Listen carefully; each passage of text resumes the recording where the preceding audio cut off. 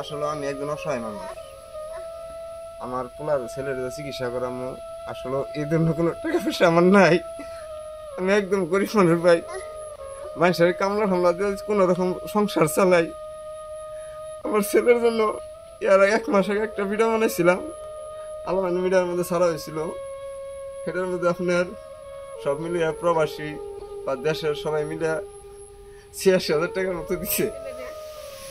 সাহায্য করলে যদি দ্রুত করলে ভালো হয়, পরে যদি করুন তখন যদি আমার কোনো কাজে লাগে।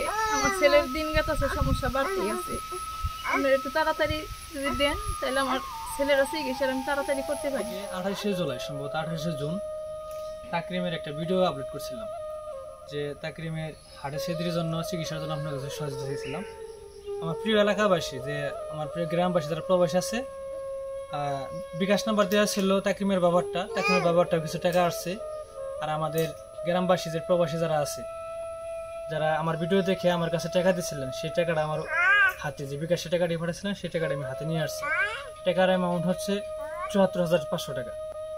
এই টাকাটি আমার হাতে, এটা আমি তাকরিমের বাবা মার কাছে আমি হাতে তুলে দেব। আর এই বিষয় নিয়ে আরেকটি কথা বলি, যারা এখন ইতিমধ্যে তাকরিমের জন্য সহযোগিতা করেন নাই বা করবেন চিন্তা ভাবনায় আছেন, আশা করি খুব দ্রুতই দিয়ে দিবেন। কেন আসলে তাকরিমের দ্রুত চিকিৎসা দরকার, যেহেতু তার বয়স ওভার হয়েছে, অপারেশন এখন চলে, দিন বাড়তেছে, তার অসুস্থ বৃদ্ধি পাচ্ছে, আরো মানে কঠিন হচ্ছে, মানে সারাদিনই কান্নার অবস্থায় থাকে। আমরা অবশেষে আমরা সেই টাকা নিয়ে তাকরিমের মা বাবার কাছে চলে আসছি তাদের হাতে বুঝাই দেওয়ার জন্য, যেহেতু তাদের দ্রুত তারা ঢাকায় চলে যাবে। আসলে 74,000 উঠছে। আর ভাইয়া তোমার কাছে কত উঠছে? আমার মোবাইল নাম্বার 11,300 টাকা। 11,300 টাকা প্লাস হয়তো 86,000 টাকার মতো উঠছে। আসলে টাকার তো অ্যামাউন্ট অনেক, হয়তো বা যা হোক আমাদের সবাই সহযোগিতা করবে, কিছু আশ্বাস দিয়ে রাখছে তারা অবশ্যই দিবে।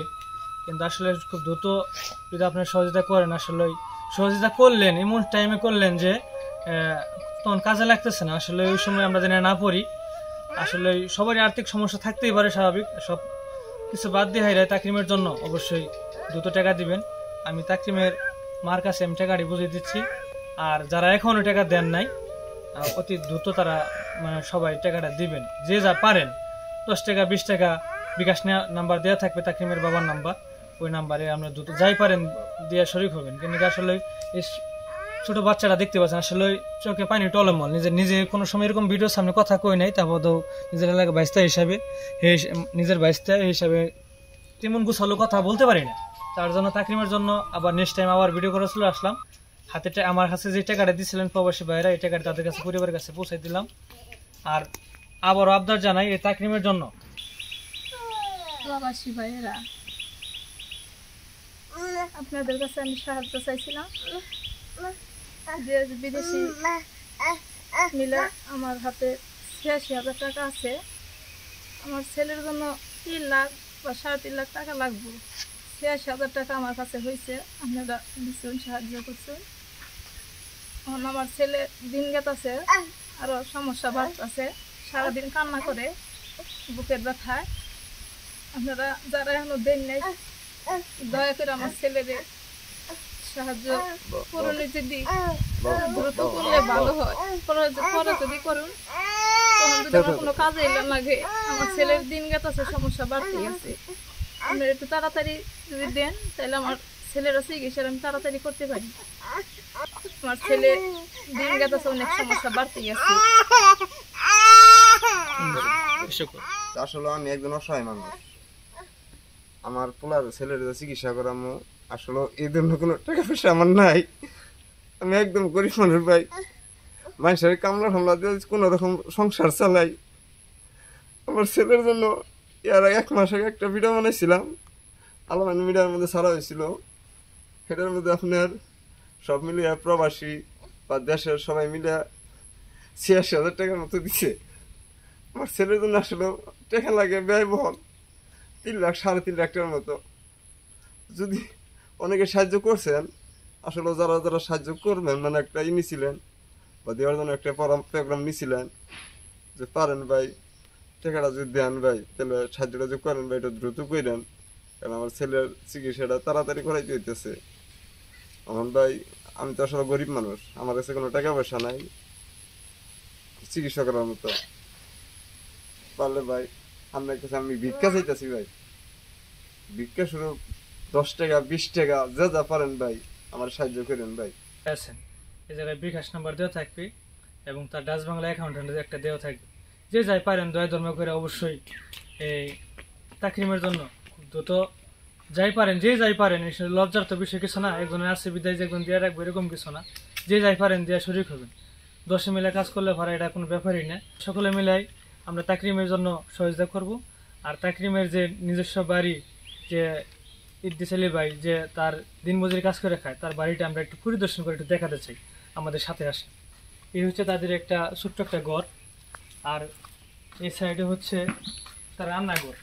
আপনি দেখে বুঝতে পারবেন আসলে কতটুকু দুঃখ আবেগ। আমি আর ভিডিওতে আগে তার বাড়িঘর দেখাই নাই, অনেকে দেখতে চাইছেন বা অনেক ফোন দেখছেন কোন জায়গায় বাড়ি, কেমন বাড়িঘর। এর জন্য এই যে তারা এটা রান্নাঘর একটু ভালো করে দেখাবই।